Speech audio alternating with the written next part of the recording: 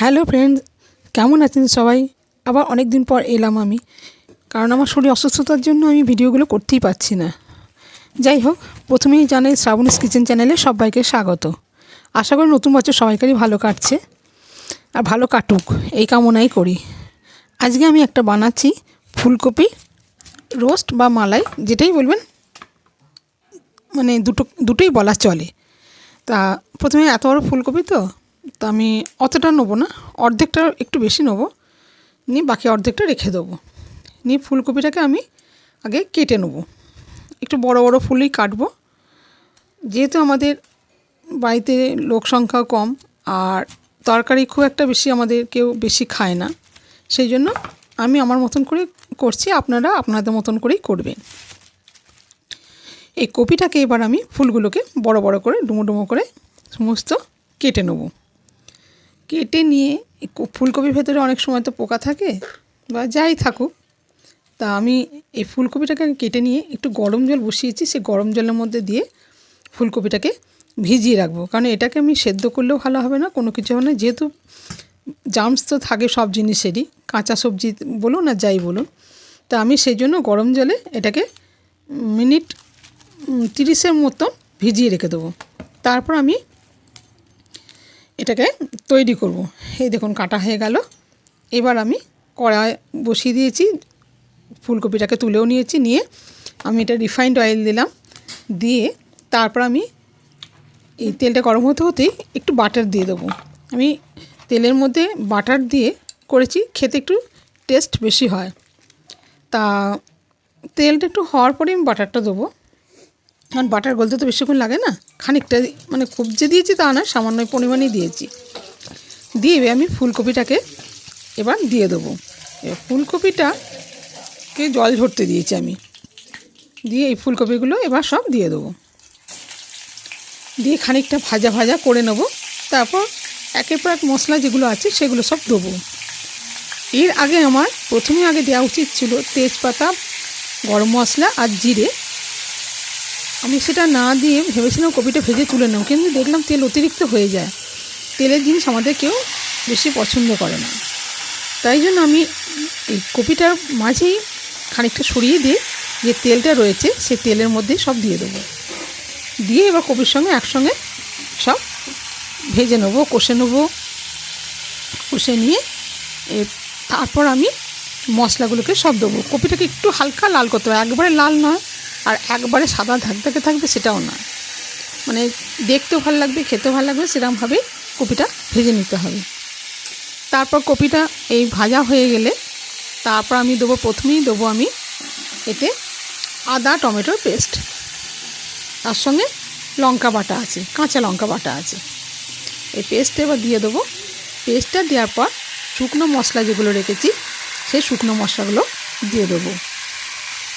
এরপর আমি এবার যে পেস্টটা দেওয়া হয়ে গেলে শুকনো মশলার মধ্যে গুঁড়ো লঙ্কা, হলুদ, নুন, মিষ্টি আর দিয়েছি এতে একটু ধনে আর জিরে গুঁড়ো অল্প, আর কাশ্মীরি লঙ্কার গুঁড়ো পরে দিলাম। দিয়ে এবার সব ভালো করে কষে নেব। তারপর আমি দেবো এতে যেটা আসল উপকরণ, এটা পোস্ত আর কাজু বাদাম বাটা, সেটা দেবো। সেটাই বেশি পরিমাণেই দেবো, এটা সামান্য পরিমাণেই দিলাম। মানে একটু মশলা দিয়ে করলে খেতেও ভালো লাগে, দেখতেও ভালো লাগে। আর আমি একগাদা মশলা দিয়ে করি না, এমন কিছু করি না যে এটা কেউ খেতে পারবে না বা খাওয়ার উপযুক্ত নয় বা খেলে শরীর খারাপ হবে, সেরকম ধরনের রান্না আমি করি না। সমস্ত এই পেস্টটা আমি দিয়ে দিলাম। দিয়ে এরপর আমি এতে দুধ রেখেছি, সেই দুধটা দিয়েই করব। সেই জন্যই আমি এটাকে বলছি ফুলকপির মালাই। এই দেখুন সব দুধটাই আমি দিয়ে দেবো, আধ মগ দুধ ছিল, এই দুধটা দিয়ে দেবো। আর ওই মগটা ধুয়েই সামান্য পরিমাণে একটু জল দেবো। আর যেহেতু কপিটা তো সেদ্ধ করা না, কপিটা বড় বড় করে কোটা, ডাঁটিগুলোও সেদ্ধ হতে হবে, নাহলে খেতেও ভালো লাগবে না। কিন্তু এমন সেদ্ধ হবে না যে সব ছেড়ে বেরিয়ে যাবে, তাতে দেখতেও ভালো লাগবে না, খেতেও ভালো লাগবে না। নিয়ে এতে একটু সামান্য জল দেবো, জল দিয়ে ফুটতে দেবো। এবার ফুটে গেলে, ফুটতে দেবো মানে কি, এটা ঢাকা দিয়ে রাখতে হবে, না হলে তো এটা খুব বেশি তো জলের ব্যাপার নেই। আর কপিগুলো তো এই যে কোনো এইটুকুনি জল আমি দিয়ে দিলাম। এবার ঢাকা দিয়ে দেবো, ঢাকা দিয়ে ফুটতে দেবো। দেখুন, যদি এই রেসিপিটা ভালো লেগে থাকে তাহলে আপনাদের কাছে রিকোয়েস্ট রইল, স্কিপ করে চলে যাবেন না, ভিডিওটাকে দেখুন। আশা করি আপনাদের ভালো লাগবে। আর যদি ভালো লেগে থাকে তাহলে লাইক কমেন্ট করে জানাতে ভুলবেন না। আর যদি ভালো লাগে তাহলে আমার রেসিপিগুলো যদি আপনাদের ভালো লেগে থাকে তাহলে আমার চ্যানেলটাকে সাবস্ক্রাইব করবেন। আর আমি কি বলবো বলুন, এতে একটা কাঁচা লঙ্কাও দিয়েছিলাম। প্রথম কথা, ঝাল তো সব কিছুরই ঝাল দেওয়া হয়েছে। এতে আমি দিয়ে দিলাম ঘি দিলাম, এবার গরম মশলাটাও দিয়ে দিলাম, দিয়ে খানিকটা রেখে তারপর আমি ধনে পাতাটা কুচিয়ে রেখেছিলাম, সেই ধনে পাতাটাও দিয়ে দেবো।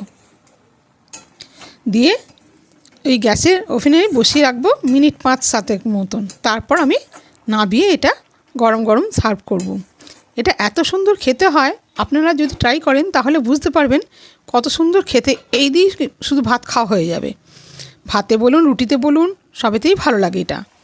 কারণ যেহেতু তো ড্রাই, এটা তো ঝোলের ব্যাপার নেই, শুকনো শুকনো হবে, গা মাখা অসাধারণ এটা খেতে হয়। পারলে যদি ভালো লেগে থাকে আপনারা একবার ট্রাই করে দেখবেন। আর যদি আমার এই রেসিপিটা ভালো লেগে থাকে আপনাদের কাছে তাহলে লাইক শেয়ার করতে ভুলবেন না। দেখুন, এবার ধনে পাতাটা দিয়ে দিলাম, দিয়ে এবার অফ করে দেবো। তারপর আমি নামিয়ে গরম গরম সার্ভ করব। এই ছিল আমার আজকে রেসিপি। দেখুন কেমন হলো। যদি ভালো লেগে থাকে তাহলে অন্তত চ্যানেলটাকে সাবস্ক্রাইব করুন, আমার পাশে থাকবেন। এই ভিডিওটা দেখার জন্য অসংখ্য ধন্যবাদ। আশা করি আপনাদের এই রেসিপিটা ভালোই লাগবে। নমস্কার।